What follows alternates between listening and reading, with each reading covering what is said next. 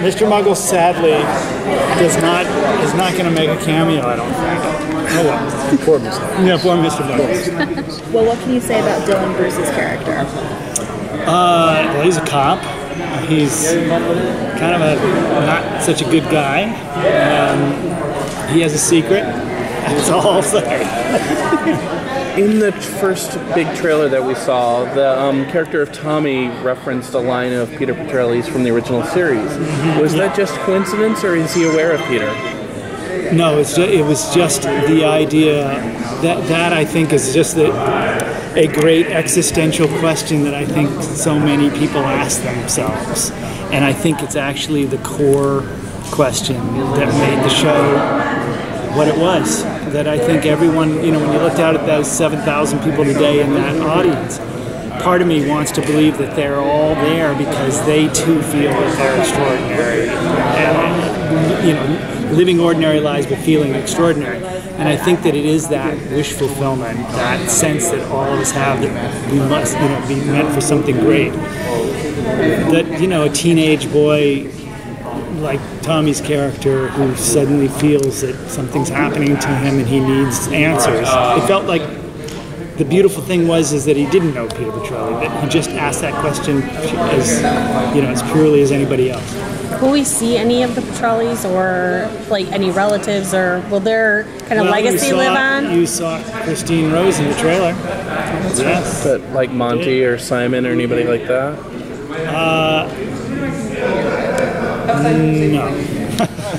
When we spoke recently, you said that you weren't surprised that Heroes is back. That you somehow always knew it. Being in Hall H and watching that response, is that sort of vindication for you, or validation rather?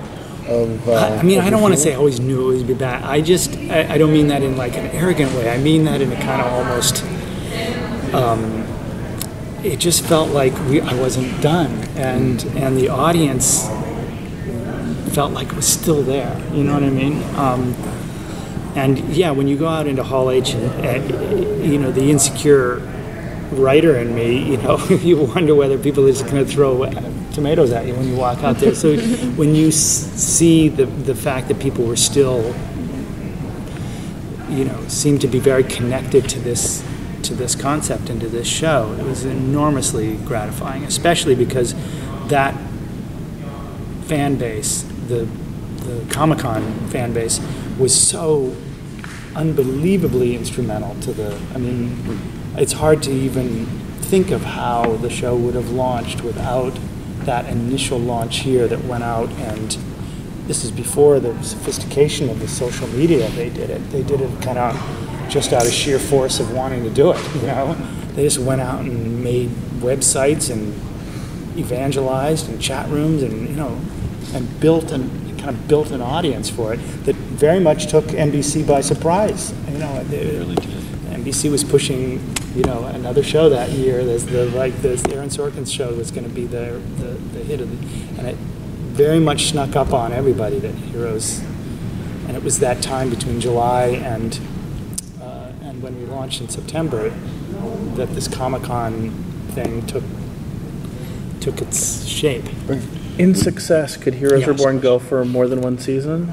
The idea of Heroes has always been this elastic thing, It's an indeterminate number of people out there who have these powers, a world that always needs saving, and that peanut butter and chocolate can always go together.